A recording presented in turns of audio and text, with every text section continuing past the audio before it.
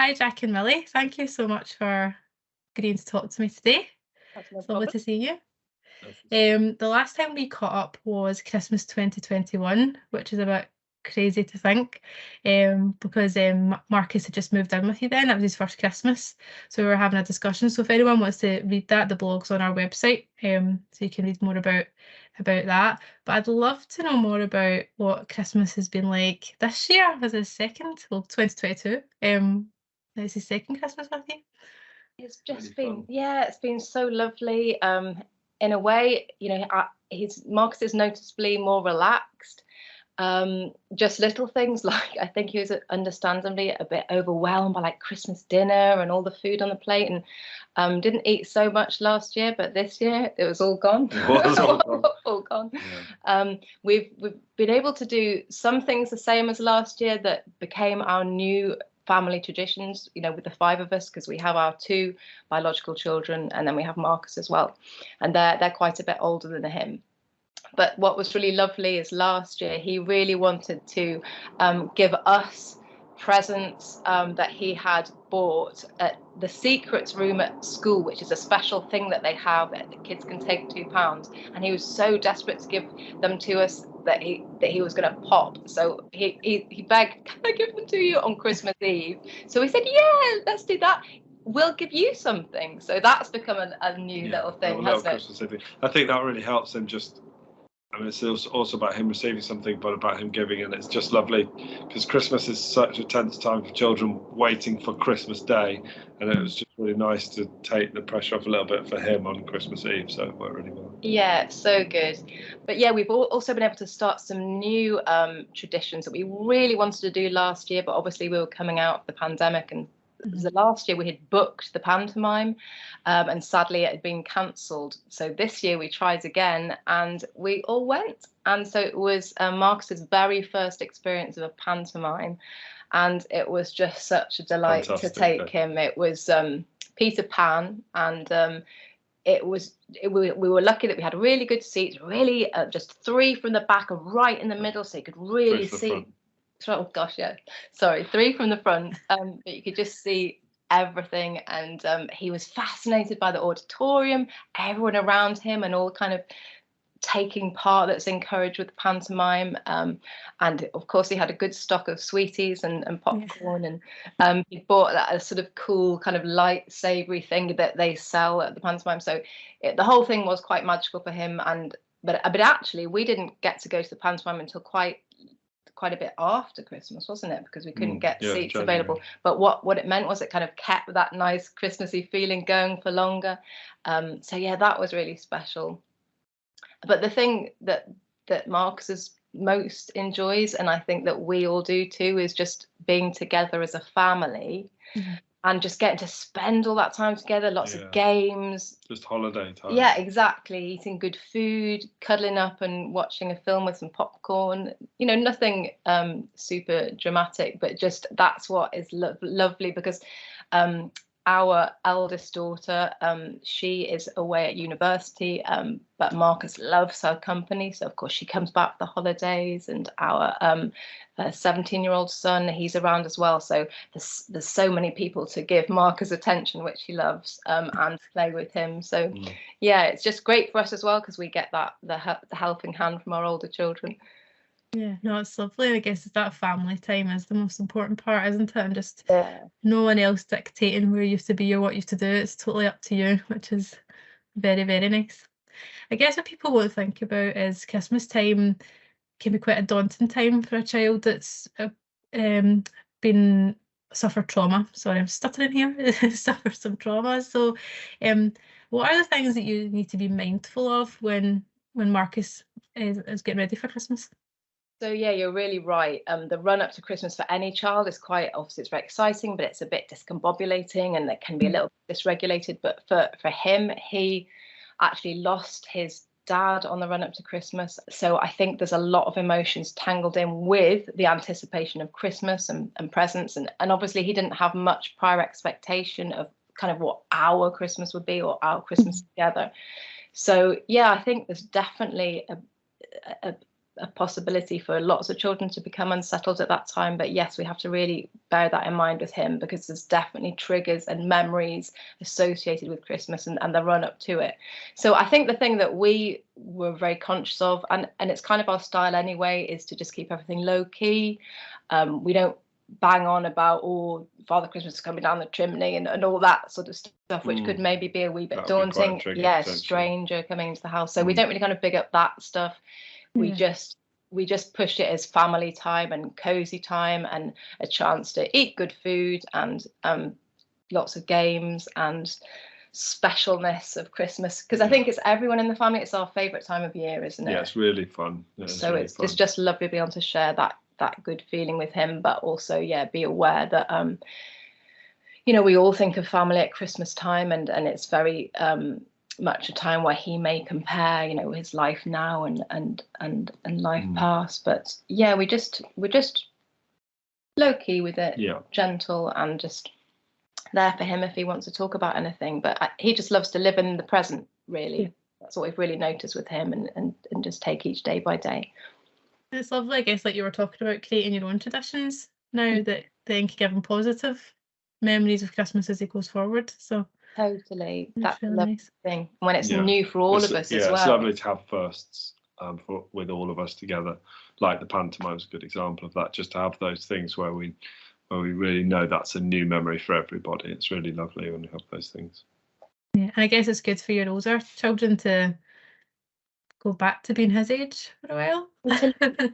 That really is it. It's just seeing everything through his eyes, and we've seen a change in both of them. Obviously, there's a big adjustment for the family when your first foster child comes to live with you, but it's been fantastic seeing our own children kind of broaden their understanding, and having Marcus in our home has really kind of, I would say, it's kind of put them on a slightly different trajectory for their own futures. Our daughter's really into art, but having spent time with Marcus and understanding the world of fostering, and because obviously we have social occasions where we meet up with other Aberlour foster carers, and through all of that, she's actually now wants to go down the route to be an art therapist, and our son also, who's just to the point where he's making choices for his future. He's so like, I really want to do something where I'm helping people, and now he's thinking of becoming a police officer. And these are things that we had never talked about before fostering. So it's been really enriching for both our kids as well as us, that all of us are benefiting. What made you want to become foster carers in the first place? Well, we were really lucky that although the pandemic was a really difficult time for a lot of people, and the lockdown was, quite scary at first, but obviously we were lucky in that we were together as a family and had lots of opportunity for talking and thinking about the way our lives were going, and that's when we started. It's something we've actually talked on and off for a number of years, but it was something we were able to explore further. Just made things concrete. Yeah, exactly. And seeing news reports and being aware of children, needing safe families. And I'm a bit of an obsessive researcher, so I started looking into lots of different places that you can do fostering, and I actually was doing things like looking at care commission reports and what have you, and Aberlour really stood out because the foster carers seemed really satisfied with the service, but also there was like a low turnover of workers, because that's a bit of a feature with some other places, that there can be a high turnover of staff, and I can see that you need to have that consistency in the relationships, and so Aberlour really stood out. There's a fantastic opportunity to take lots of training through Aberlour, really great support, and I think that the way that the social workers at Aberlour work is very bespoke for individual families and children. Obviously everyone's different, and therefore there's different needs for each family and for each child, and people need to be supported in a different way. So we feel really valued and we feel really respected, and that we're really happy that we're with Aberlour. Well, I think and that research that Emily made has been borne out over the last couple of years, certainly for us as well. As Millie says, we feel valued, and we've worked with the same people throughout the entire process, and that's definitely made things work be more effective for us, no doubt. Definitely, because we initially did the Skills to Foster course with Aberlour as well, so we really knew what to expect. There were no surprises. We were very well prepared. So we knew that it wasn't going to be a walk in the park. We knew it was going to be an adventure, and it very much is that. Now, when people are thinking about becoming foster carers, one thing that always comes up and they always ask about is fees, because in the end it is a job. Of course. It is a career. So what are the fees like with Aberlour, and what allowances do you get to help you? Well, you get a fostering fee and a maintenance allowance with Aberlour, and we find that we can cover what we need. Obviously, there's been a lot extra demands on family with the cost of living crisis, but yeah, if there hadn't been the allowances and fees, it's not probably something that we could have done, because it has to be viable for you as a family to sort of manage with your family growing. But one of the things that is really helpful, so when you're a foster carer, you're considered self-employed, but I found out that there's a special tax rate called the qualifying care relief, and that means that it's very rare for foster carers to have to pay tax. So that is really significant as well, and makes your money go further. And I think that it makes it doable, doesn't it? Yeah. Because it was a decision for us that we knew that Aberlour's expectations that one of us would be available 24/7 for our child should the need arise. So Jack has continued working, and I am available for Marcus, whatever arises. And actually, that has been really useful, because it is a full-time job. It is. You do need to be there all the time, obviously. Exactly. And in a not just for looking after Marcus, but also for there are meetings and all kinds of other demands on your time. So it does, report writing, all of those things. It's constant, but it's really necessary. You're so right. And the thing is with Marcus as well, he had very little experience of school. So when he first came to us, he was actually settling in for the first couple of months. So I needed to be there the whole time. And then we had a really gradual program where he'd go to school a couple of hours a week. And then we built that up really gradually. So he wasn't actually attending school full time until he'd been with us for 10 months, 11 months. So I needed to be available. And now we're in a situation where he's going to school full time, and that's fantastic. And I think. But even then, there's times where you might have where Millie knows that she might have to just drop everything and go to school. That's true. And do something at school. Exactly, that happens, exactly. And those things happen. So it's really necessary that you are there all the time still. Yeah, exactly. That's true.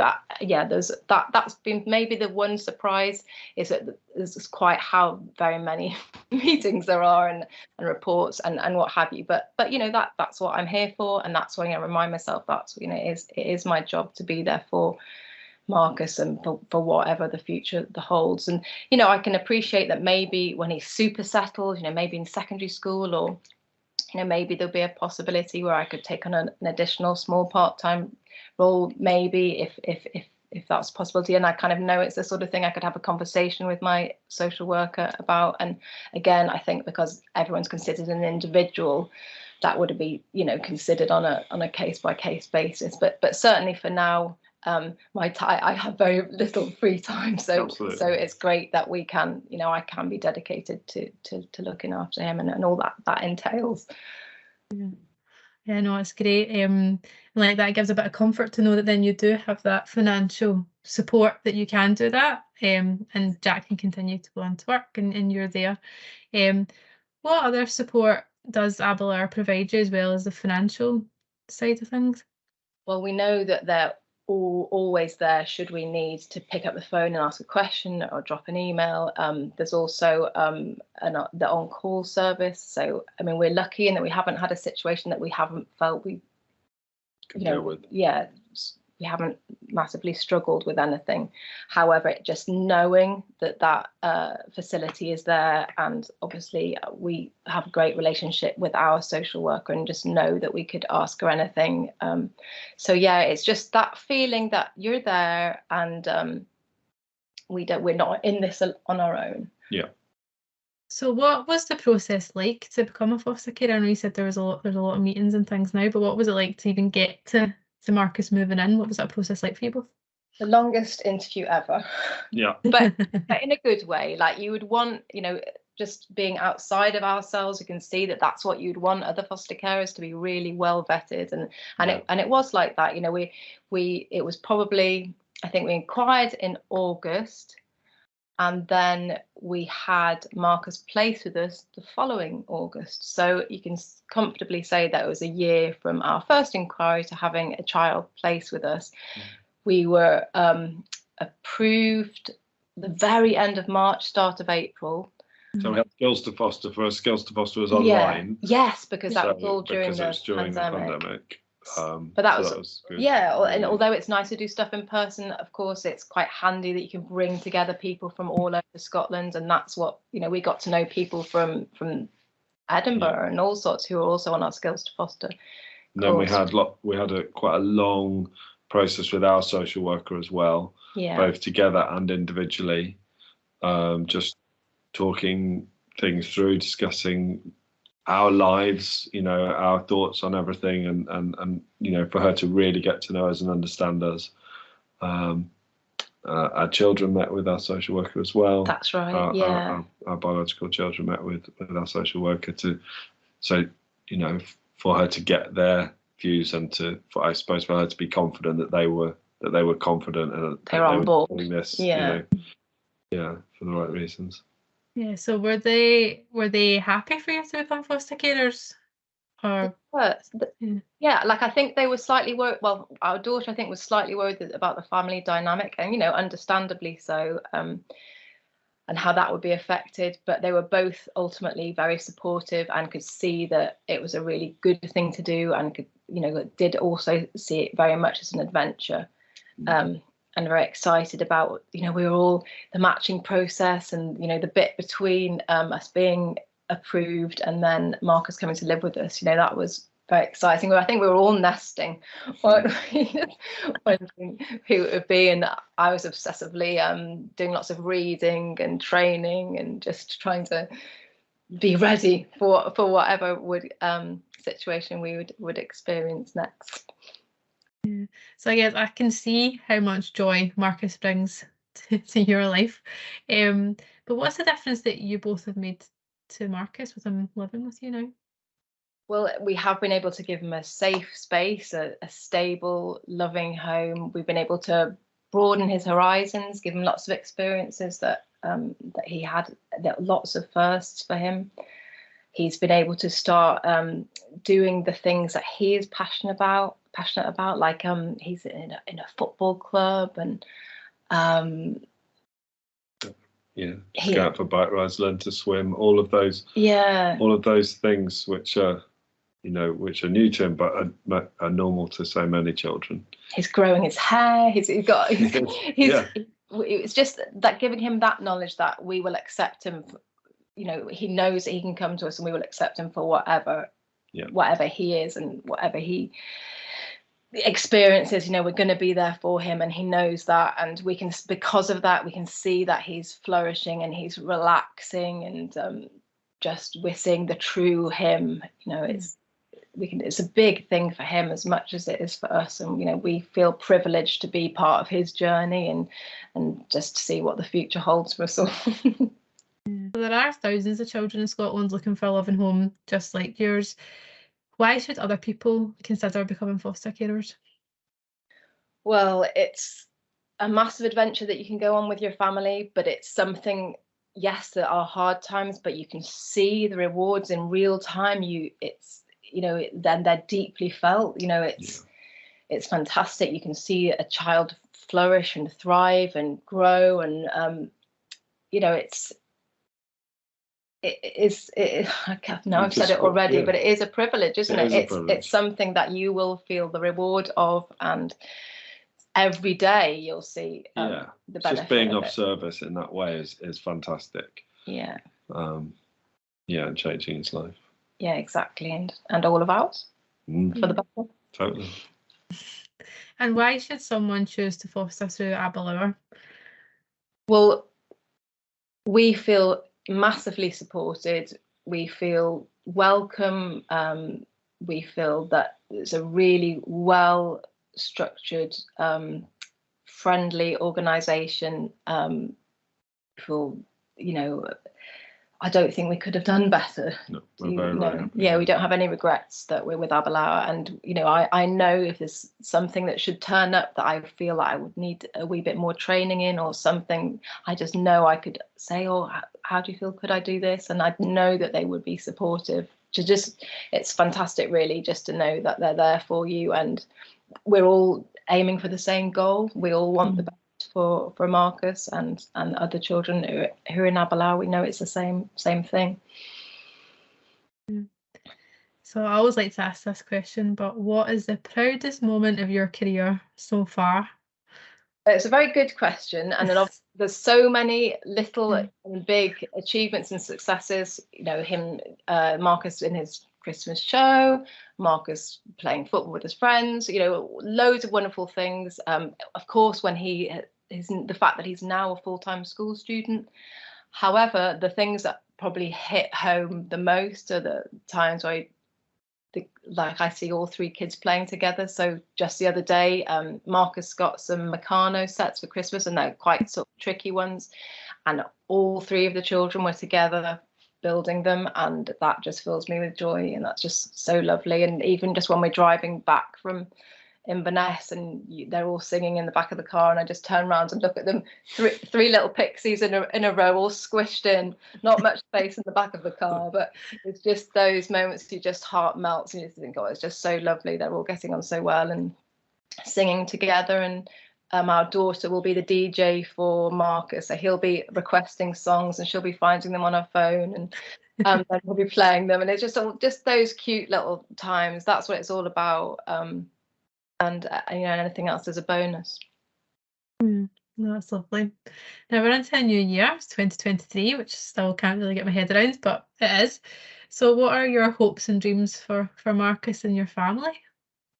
Well, we've got one really exciting thing in particular this year that we're all working towards. So before the pandemic, as a family, we used to regularly go to Aberlour, the music festival, and then obviously there was a break from that, and so we excitedly have booked up for that in the summer, and Marcus is super excited about that, and because he loves music, he loves singing, and he loves staying up late, and he loves being outside. So we just think, win-win-win. Yeah, we just think he's going to love camping. So that's a really exciting thing, and then each day is not the same, so we know who knows the future. Yeah. But you know, and the long-term idea is that for Marcus to be with us, you know, indefinitely and forever. So yeah, so it's looking like he will be with us long term, so that's really fantastic for us, and we appreciate that. That's a really lucky position to be in, just to know that, you know, that all these wonderful progressions that he's making, that he'll continue progressing and achieving and enjoying life to the best of his ability, and enjoying all that there is available for him out there, and things that he didn't get to experience before. It's just, yeah, a real adventure. Who knows where it'll go. No, that's lovely. Thank you so much for chatting to me. I'm sure we can catch up again and find out how Marcus is getting on. Brilliant. Thanks very much. Thank you so much.